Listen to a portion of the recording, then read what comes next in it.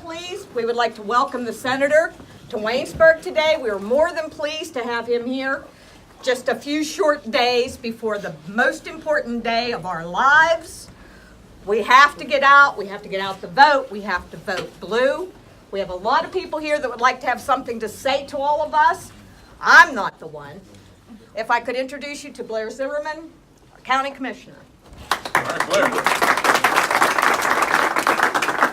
First of all, I want to welcome everyone, and I'm usually pretty long-winded, so I'll try to be Keep it brief. short. I will keep it short. Blair, we have all day, don't worry. Oh, we have all day. Oh, wow. Thanks. No, I first met Senator Casey when I was mayor, traveling through here.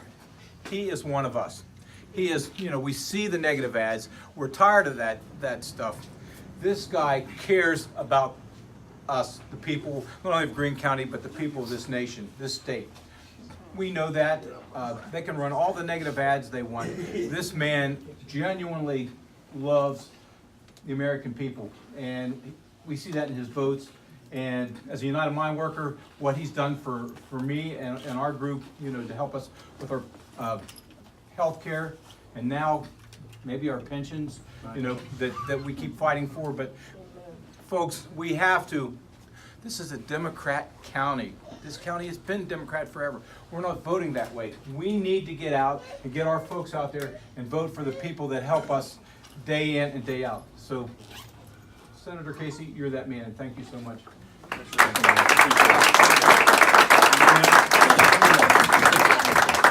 Well, only in Greene County would you have a setting that's perfect. You have our poster in the background. Thanks for doing that. Colleen is happy. Colleen and I should stand right here. And all that. They always say you got to stand here, move over there.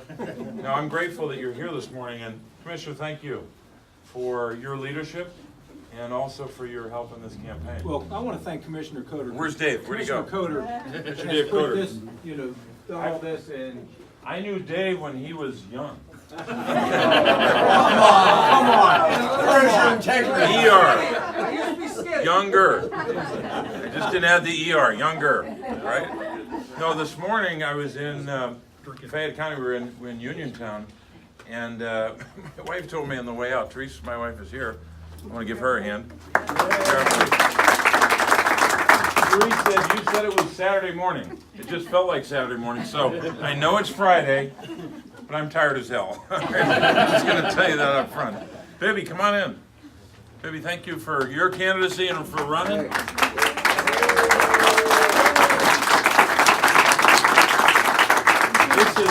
This is going to be a good election day as long as we keep working to the very last minute. So I'm going to slow down at like 7:59 and a half, but I'm not going to stop until it's 8:01, right, on election night. Because we still have a lot of work to do. There's still voters to talk to. There's still voters to pull out or get them ready to vote. So we still got a lot of work to do. And we still have to be making the case for what's at stake here. Some people are already decided, we understand that. But in every election, even an election with a lot of attention, a lot of advertising, as these races have been, whether it's the governor's race or my race or Bibby's race. Pam, where's Pam? I know you've had everyone, you think that everyone has already heard everything. They haven't. There's still, I've seen polling in my race where we have maybe 6%, 7% undecided statewide. Maybe it's 4, maybe it's 5, but that's a lot of people when you have maybe 4 million plus voting. So we still have work to do. I'll just talk about one issue. I know there's lots we can talk about. But the one that I think that is on the minds of most people in America, but also most people here, and it just happens to be the #1 issue in our race, is healthcare. Healthcare in the old days used to be kind of a separate issue over here, right? Jobs, and if you're in Greene County or Fayette County or Washington County, jobs and wages are always the #1 or #2 issue. And wages still are, because we haven't had much wage growth over many, many years. And we lived through a terrible recession.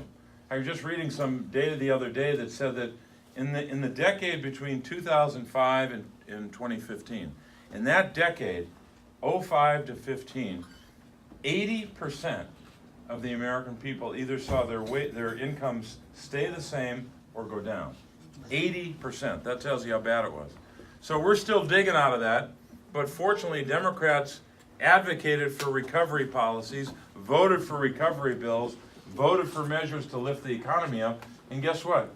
The president and his party are now enjoying the recovery that we worked to give them, right? Because last time I checked, when Democrats were coming into office, we never saw a worse economy. In fact, the quarter before President Obama took office, the economy GDP was down almost 9 full percentage points. You can go throughout history and not find many quarters like that. Now, when he left office after we passed the Recovery Act and passed a health care bill, the growth was almost 2%, about 1.8%. So we did the job to get the economy to recover. We got almost no help from the other party. Now they're running around saying, look at this great unemployment rate. We did it all on our own, like magic. It's like amazing how skilled they are, right? So that's still going to be a major issue, but I think connected to that, obviously, is the issue of health care. Now, I've been going to county after county talking about how many people got health care in that county. And I'm going to say it until people are sick of hearing it, because I want people to know what that Recovery Act was all about. But it was really about two things. It was about 1.1 million people in Pennsylvania gaining health care. That's never happened in history, that kind of gain in health care. That was a good thing for everybody in this room. Even if no one in this room got health care, it was good for you too. If the guy next to you has health care, we're going to have a healthier society, a healthier community. And if the guy next to you has health care, guess what? You won't pay more when he goes to the emergency room for his health care. So we all benefit from that. We all benefited as well from remarkable children. He's ready to run. He's got the cool shoes He's on. going to be our next senator. He's got a better shirt on than I do. And I hope he's got good health care, right? He does. He does. Because his daddy's a steam fitter. Oh, great. So he has wonderful health care. But I think we have to remember that health care is on the line here, not just because they tried to repeal it, but they're trying to take away those protections. And I know some people say, oh, there go those Democrats. They're just talking about what's going to be taken away and, talking about Republicans, right? I wish I were exaggerating. I wish I were just like making like a nice line for the campaign. Here's the reality. They're saying now, oh, don't pay attention to our voting record, like my opponent, right? Voted for a bill that would have thrown 23 million people off of health care, 14 of them this year. 14 million people in 2018 be losing their health care if he got his way in that vote. Fortunately, we saved them from that, right? Saved people from that kind of misery. Democrats only, and a few brave Republicans, but not enough, right? But on top of that issue of losing health care, those protections that everyone gets now, everyone who has health care, get the protections if they have a pre-existing condition. So that is on the line in this race. And I just want you to know that we're going to talk about that to the very last minute. We don't have time for 17 issues. I'm going to keep talking about this issue so people know what is at stake. And if people want to vote and risk losing those protections for a pre-existing condition, then they're going to vote that way. I think most people are going to vote to say those protections are the law of the land and we're not changing them. We're not going back to those days when an insurance company could say you don't have health care, or even if you do have health care, we're going to charge you higher premiums because you have that pre-existing condition. And I would love to work with Republicans on lowering the cost of health care. And I've done a lot of work on that, and I'll continue to do that work. But if they try to take away these protections, and if they try to throw people off of health care by repealing the bill, I will fight them to the end of the earth. I don't care what else I do. I don't care what else I do. So we got a ways to go, and just so I can remind you, here's the number for Greene County. The most recent number, 2,812 people got health care. 2,812 people. What percent do you think of that is Medicaid expansion? 77%. One of the highest in the state. The state's about the 700,000 who got Medicaid expansion out of 1.1 million. So the state's about 60, between 60 and 65. So what that means is there are folks in Greene County, Pennsylvania, who not only have coverage because of Medicaid expansion, but they have the opportunity, if they need it, if they have an addiction, especially the opioid crisis, They are getting treatment and services that they cannot get unless they have Medicaid expansion. That's one of the best things about that expansion, is not simply that people got covered, that's good, but they can have treatment for those, the horrors of those addictions. So we got a lot at stake here, and I'm just grateful that you're willing to stand with us, to fight with us, and to try to win this election. It's a long way from here to Tuesday, even though it's only days and hours. But we've got a lot more work to do. I'm just grateful that you're willing to be here on a Saturday, not a Friday, on a Friday and a Saturday. One of those two. And I'll get it right by the end of the day. It's Sunday. It feels like Tuesday morning already. But I'm just grateful you're willing to do this, because this is about not just where we are now, it's about the future of our country. We're going to be a better country if we work on some of these priorities. Healthcare, jobs and wages, and one of the best ways to do that is to rebuild the country with a major infrastructure bill that I hope we can have a bipartisan effort made to get done. No matter what happens on Election Day, both parties and the president should come together in January of 2019 and say, we are going to come together and begin to rebuild America. And that would be good for all of us. So, God bless you, thank you, and let's go out and win.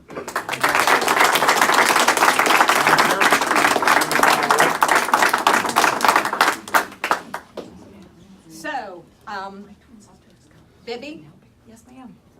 you have anything to say to these folks? We've come so far in such a long way to go. Only 4 days, 5 days. Please, please, please help get every one of us across the line. It's so important. I'll echo everything that the senator said about health care. My twin sister, my mom, my younger sister, breast cancer, pre-existing condition. I will not let us go back and lose those. So please get everyone out to vote. Get every one of your neighbors. Please, please, please. I like to say I'm the one with the B's, I's, A's, and O's. His name begins with R and ends with R. You don't need to worry. Just push straight D, which rhymes with B. Snyder. Pam Snyder, my good friend. My good friend Pam Snyder. And we're not related. We are not related. We are not related. Snyder, a common name, imagine that. Yeah. May as well be Morrison. Both cool, Thank though. you all, thank you all, thank you. Thank you all for coming out today. I want to thank Senator Casey for coming to Greene County. I want to recognize Bracken Burns, former county commissioner in Washington County, former judge, Debbie Seneca Odell. Thank you. Corey Grandel, county treasurer. Doug Lee, president of Waynesburg University. Thank you. Thank all of you. Brian Cannon, mayor of Waynesburg. Where are you, Brian? He's back. There you go. Greg Levins, Waynesburg councilman. Hope I got all the elected and former elected. Thank you all for coming out. This election is simple.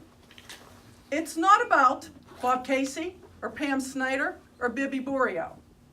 It's about you. It's about your kids and it's about your grandkids. Forget the political rhetoric that we continue to hear. Forget all the ridiculous lies, innuendos, twisted everything from TV commercials to radio ads. This election is about your future security. It's about jobs. It's about the economy. It's about affordable health care. Everyone wants to talk about the opioid problem because we have one. But what you just heard Senator Casey say is true.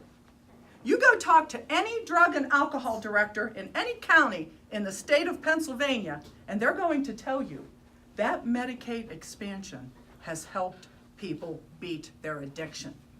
That is important. It's important to your families. It's important to mine.